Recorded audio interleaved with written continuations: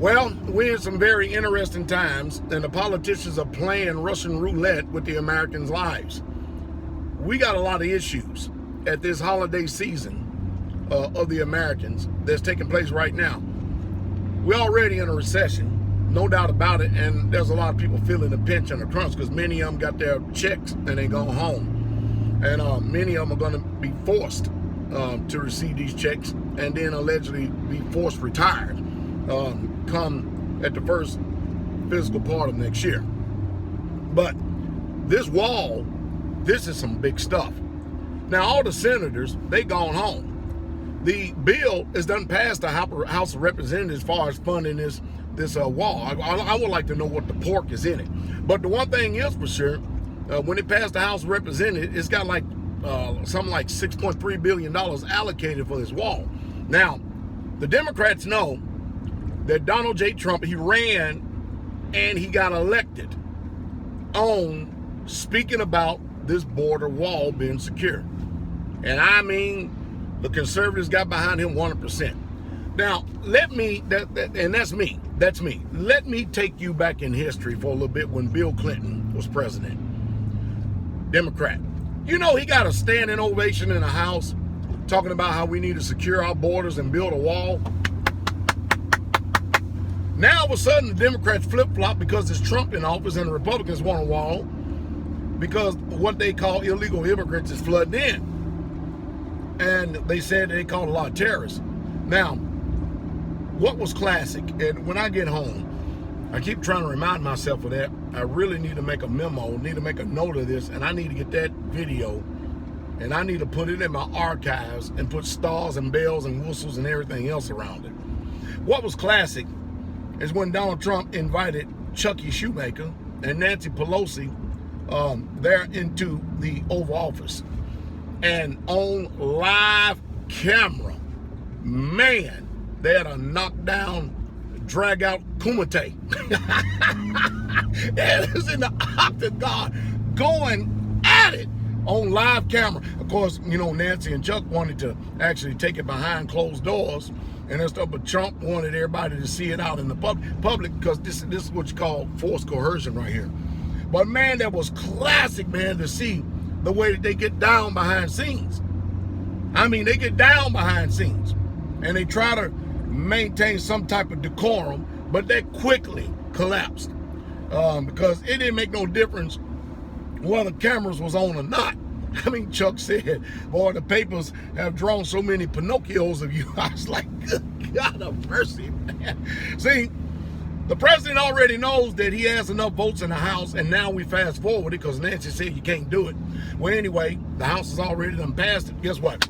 House is going home for a couple of weeks for their holiday season. And guess what? The senators were already home. Guess who is still in the White House? Home Alone. You remember that movie, Home Alone? You remember that movie, Home Alone? That was one of the most hilarious movies you ever seen in your life. But now, Trump has called back the senators. And he made it openly to everybody out there that there's no way that he can get this bill passed, even though they have the majority in the Senate. And that's the political gymnastics that Nancy Pelosi was trying to play. You got the House and you got the Senate. But see, the president made it known that he needed 10 Democrat votes in order to get this bill passed, in order to build that wall. Now, what is it?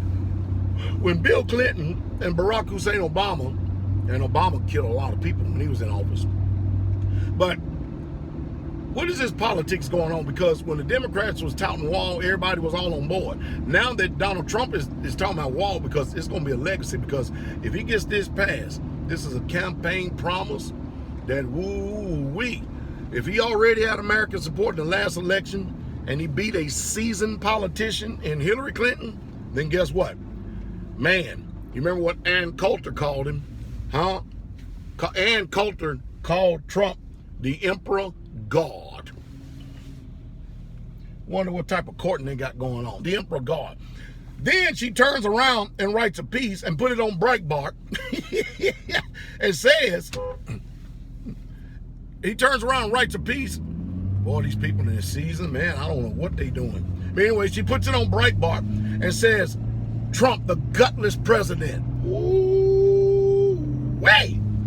Boy, you talking about firing up the president and the base, boy, they're trying to put the screws to the president. So, all we can literally do is get the popcorn now and literally just wait and see what's getting ready to take place. I mean, that's all we can literally do. When I come on here and talk to you about this, what I'm doing is I'm saving you a bunch of fluff. I'm saving you the painstaking task of sitting down watching videos and listening to these news sources and stuff, because the only way I have it is by listening to it on the internet, and just giving you the straight skinny. And it's just utterly remarkable and amazing how they're playing around with the American public. But mind you, this is what Trump said, I'm going to shut this government down if I don't get my wall. Period. I'm going to shut it down. Nancy and Chucky says, well, we don't want to play that game. We don't need the government to be shut down. Well, somebody's going to give. The one thing about it, boy, Trump has laser focus on this wall thing. Big time. Well, man, I tell you, this is getting pretty heated. Now the big news. Secretary of Defense, General Mattis, I just got finished doing a video on it. When a person resigns, now mind you, when CNN have their pundits up there, when they resign, they never call it quit. But when Mattis resigns, they call it quit. The truth is, when somebody resigns like this, especially the statue of Secretary Mattis, who was a 4-star general, he's basically saying, I can't support you anymore. I really truly can't, because this pullout that you're doing in Syria right now, I understand that the troops need to come home, but this ain't the time. I'm going to tell you what's getting ready to take place. You're getting ready to start to see a lot of refugees. There's going to be one hell of a bloodshed that's going to take place over in that region. And you know what? I'm going to get on this phone and I'm going to talk to a couple of my war veteran friends and brothers in the ministry and get their take on it. I'm talking about people who have literally had boots on the ground. Speak to a couple of Rangers. And I'm going to really get a bird's eye view of what the hell is going on over there. And then I'll tell you. But I'll tell you one thing. Man, this country is something else. This country is seriously something else. Is there going to be a government shutdown here in the next day or two? Is there going to be? Because Donald Trump says if the government is shut down, he's not going to take his 2-week vacation in Mar-a-Lago. All right, he's going to stay right there in the White House. What are the senators going to do? Because you shut down, that's a lot of federal employees right there. That's a lot of federal employees. And how you going to say to all these people you wish them happy holidays when ain't none of them got no money in their pocket? Ooh-wee, to pay their bills. I hate it when I see these politicians playing hardball, because, see, their life is already plush. And every one of them, Chucky, he's a millionaire. Trump is a billionaire. Nancy is a millionaire. And they come in office. I mean, they financially don't have anything to worry about whatsoever at all but us, the common folks. Man, life is rough. It's really rough. But you know, I almost say this, and I'm going to keep on throwing it like I was throwing egg in somebody's face. If you've been listening to me for a long time and you haven't made the moves that I suggested for you a long, long time ago, you deserve exactly what you get, because of the few that have made the moves that I suggested to them well over 10 years ago. I mean to tell you, they are doing fabulous. Not only fabulous, but they're loving life. Literally doing fabulous and loving life. I can only wish that, man, y'all would really be paying attention. But let me go ahead and put this last thing again. The government, Department of Homeland Security, said that Americans, you need to have at least 6 months of food on hand. Not only food, I'm going to include water too, and ammo and guns. Listen, if we get an EMP, an electromagnetic pulse, that means this vehicle I'm in right now is going to be shut down. I can get back home. I'm about 40-something miles away from home. I had to take me every bit of 24 hours, but I'll get back home. And the people that know me, they ain't got nothing to worry about. They know I'll make it home. And mind you, I'm over 50 years old too. Can you say that? Can you say that? You see, these are the things that I keep telling you. You always need to keep yourself ready. You keep yourself in a heightened sense of readiness. I'm out right now, and I know that there are crazies out here during these holiday seasons.